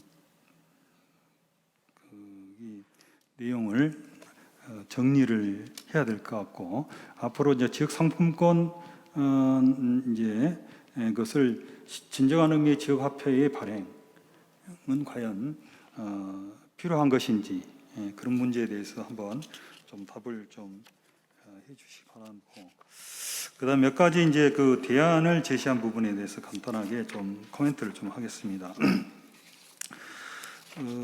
대안 쪽에 이제 향후 과제로서 뭐 이게 그 지역화폐의 유통기간의 그 단축, 물론 이게 이제 지역 상품권에 사용한 것은 빨리 조기에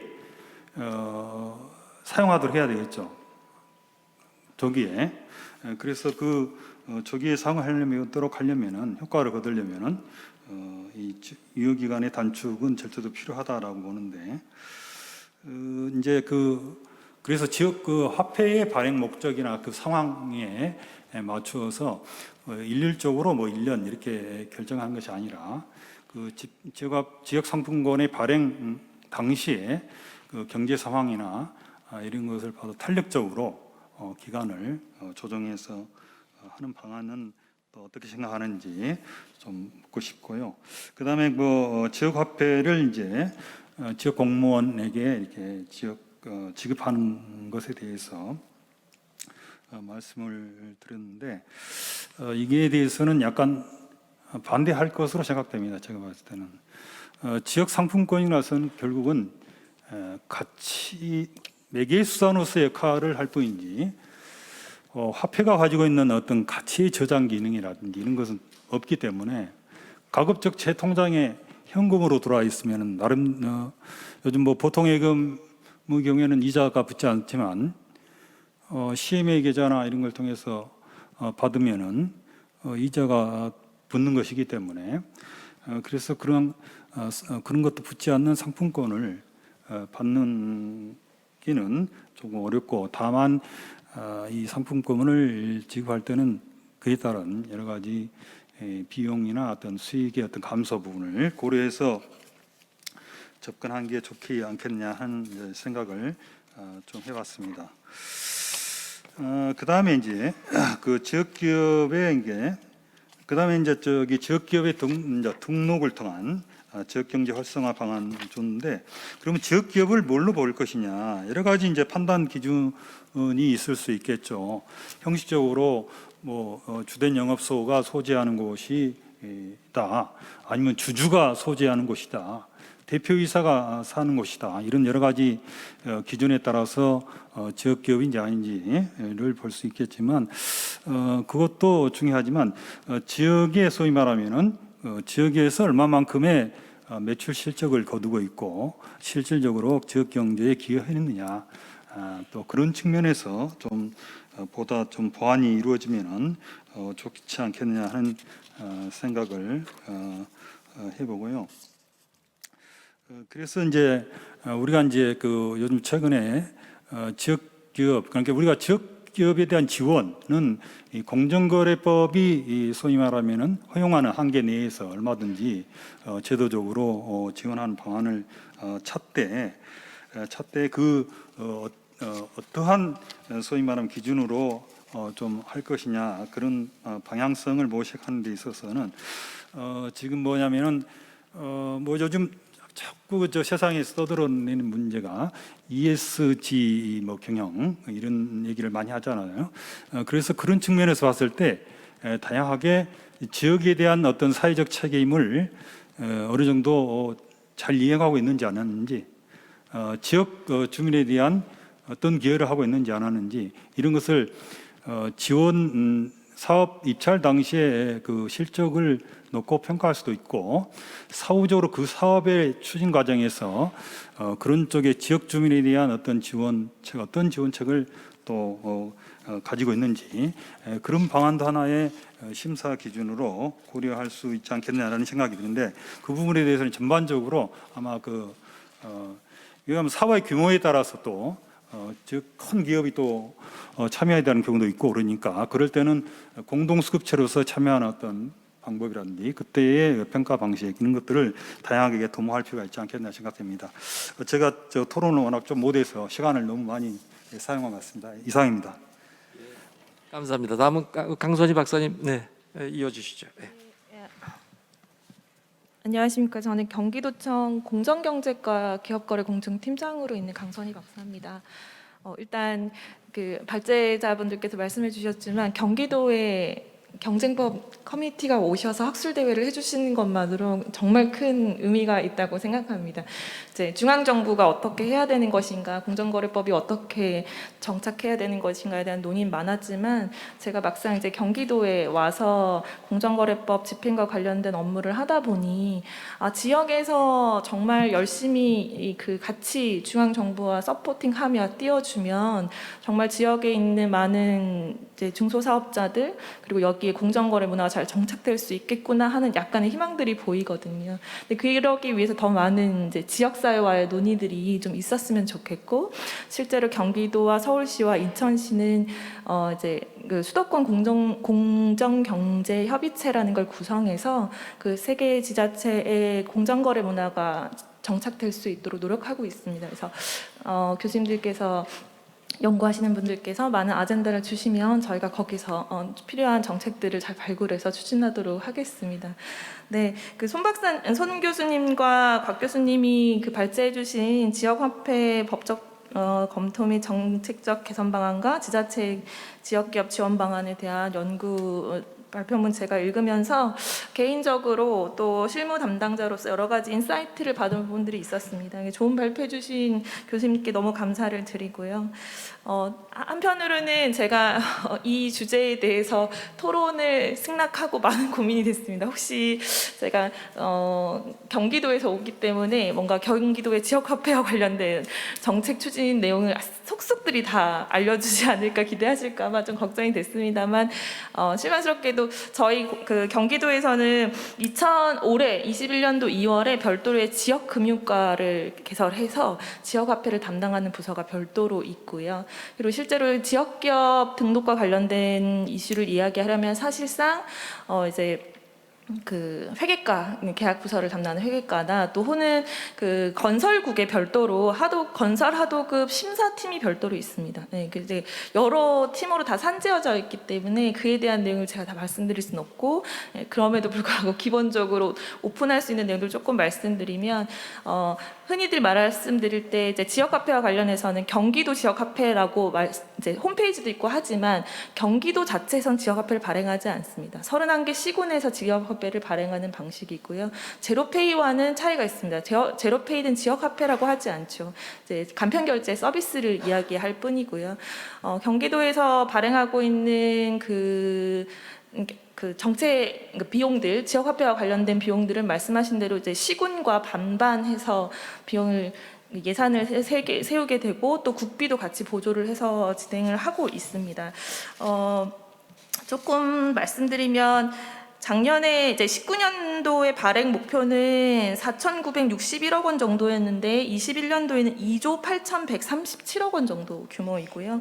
실제로 발행 실적은 19년도에는 목표치보다 조금 더 상향된 5,612억 정도가 발행이 됐고, 지금 21년도 목표는 2조 8,137억 원인데 실제로는 3월 달까지만 해도 1조 170억 원이 벌써 발행이 됐습니다. 예산 규모는 2020년도에는 1,707억 원인데 실제 국비가 1,081억 원, 그리고 도비가 313억 원, 시군이 313억 원 이렇게 비율이 이제 예산 비율이 측정되고 있습니다. 실제로 경기도가 이제 지역사랑 상품권 이용 활성화 법률 제정에 많이 조금 건의를 많이 했었고요. 실제로 그 행안부에 건의하기 위해서 행정학법 학회와 같이 이제 토론회도 국회 토론회도 진행하고 이제 다양한 방법들로 조금 노력한 바가 있었고, 법안이 빨리 통과되어서 굉장히 이제 좋은 법 테두리 안에서 저희들이 이제 집행을 잘 해갈 수 있도록 길이 열어진 편입니다.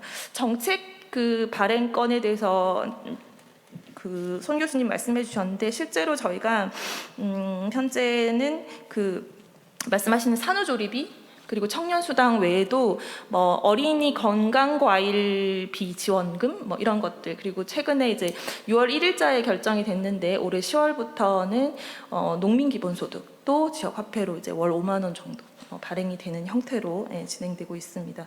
그리고 이용자 편의를 증대해야 그만큼 많이 이제 소비가 되기 때문에 실제로 공공 배달앱 아시지만 이제 용인시가 올해 6월 지금 14일, 15일부터 출범했거든요.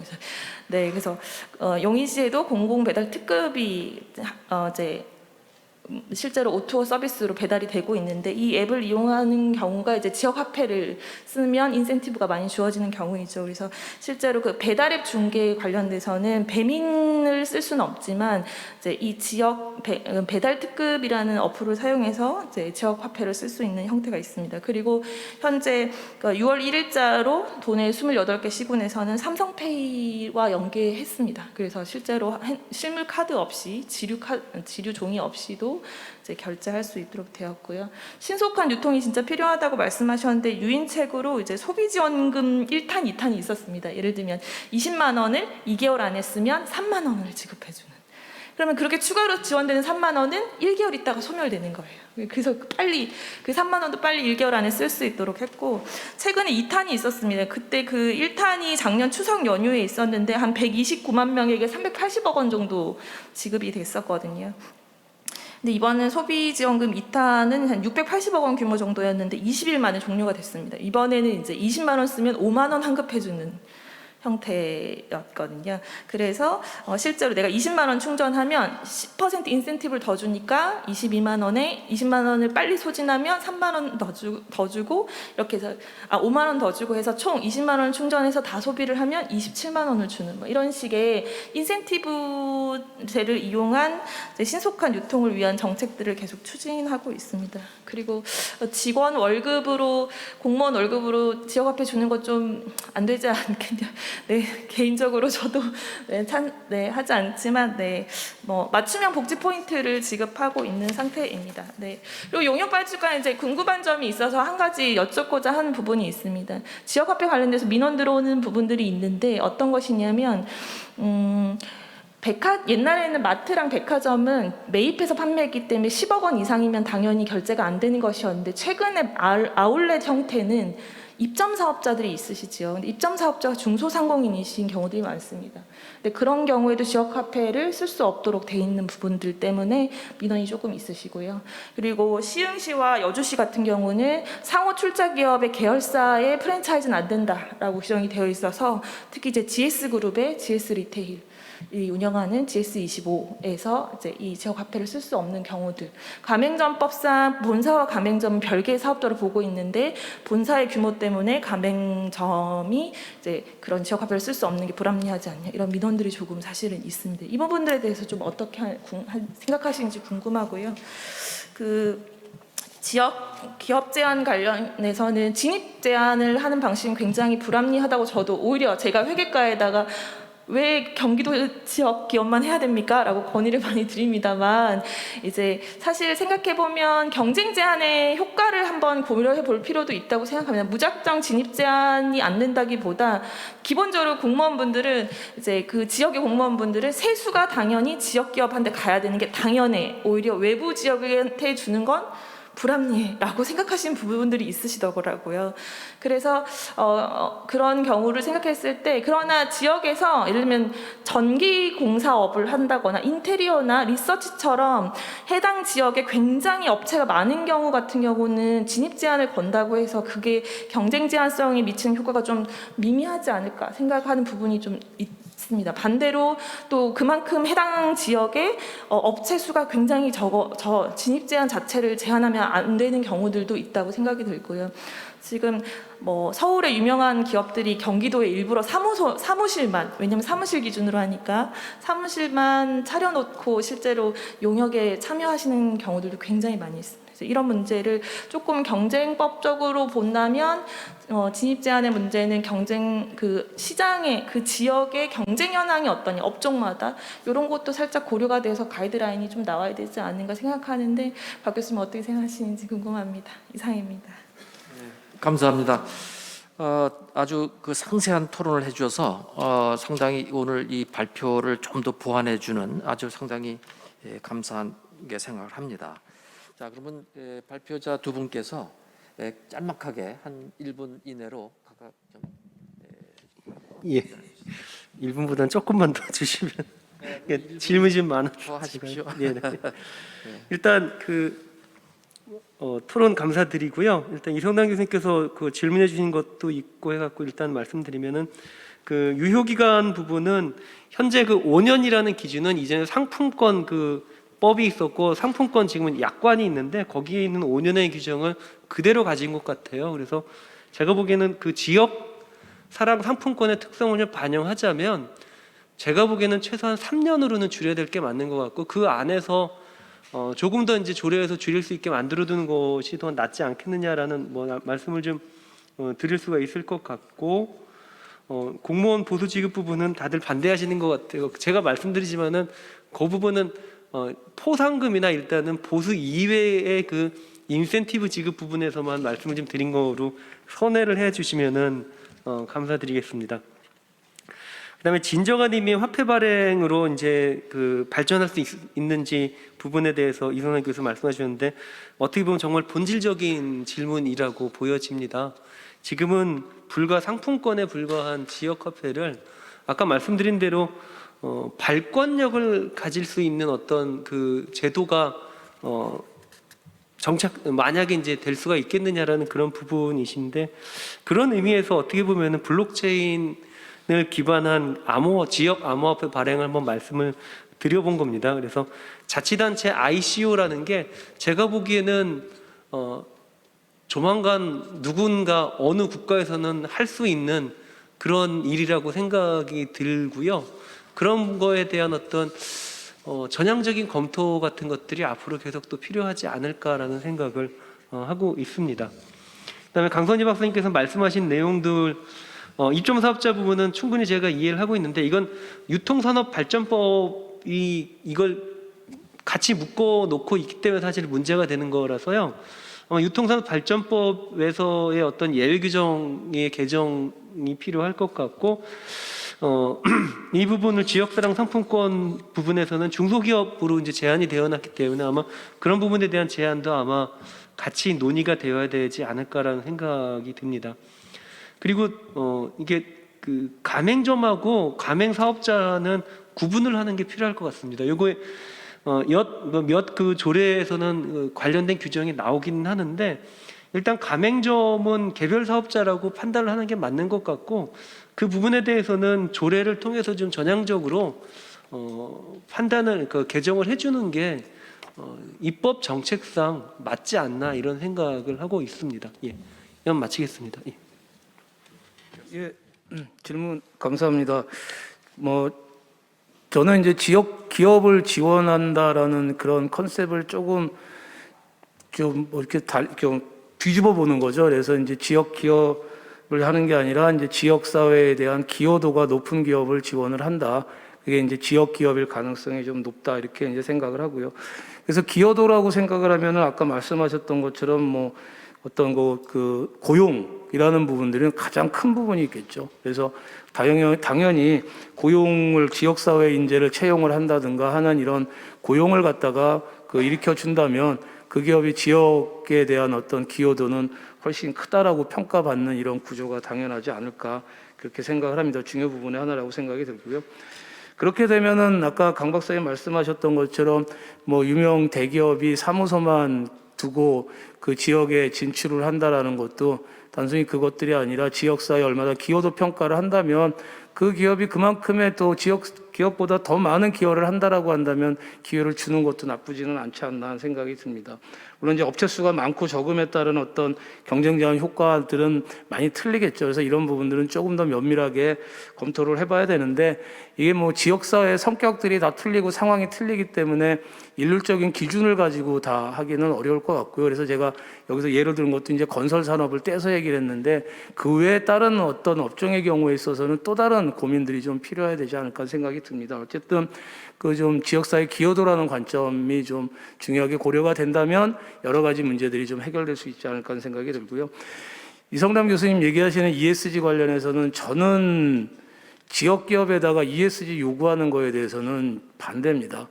ESG가 왜 지금 이렇게 인기가 갑자기 많아졌는지 여기 모든 계시는 우리 그 회원분들은 그런 생각들 많이 하실 거예요. ESG 아주 오래전부터 있었는데 올 들어가지고 모든 기업이 ESG만 다 하면 해결될 수 있고 이걸 못하면 도태된다 이런 측면인데 지역 기업의 경우에 있어서는 아직까지는 ESG에 대한 것들을 감당할 수준이 안 되는데 어떤 멋은 있겠지만 이거를 갖다가 기준으로 넣었다라고 한다면 지역 기업한테 상당히 좀 불리한 어떤 그런 역할을 할 수가 있다는 생각이 들고요. 이거는 우리 기업에 대한 어떤 평가 체계부터 좀 바뀌어야 된다고 저는 생각을 합니다. 기업의 주가로 평가받고 있는 이런 상황에서 경영자한테 ESG를 하라라고 하는 여러 가지 고려들이 있겠지만 이런 부분들은 좀 신중하게 접근해야 되지 않나 생각을 해봤습니다. 예, 이상입니다. 네, 감사합니다. 지역 화폐라든가 또는 지역 기업 우대라고 하는 것은 이제 지역 경제 활성화를 위해서는 대단히 이제 필요한 부분이라고 생각이 됩니다. 그럼 또한 동시에 국민 경제 전체의 건전한 발전과 어떻게 상호 조화적으로 개선돼 나가야 될지 또 이와 관련한 여러 가지 내재적 한계를 어떻게 극복해야 될지 하는 것이 앞으로의 과제가 아닌가 생각이 됩니다. 오늘 발표해 주신 두 분 교수님 그리고 세 분 패널 여러분들께 감사 말씀드리면서 1부 세션을 마치도록 하겠습니다. 감사합니다.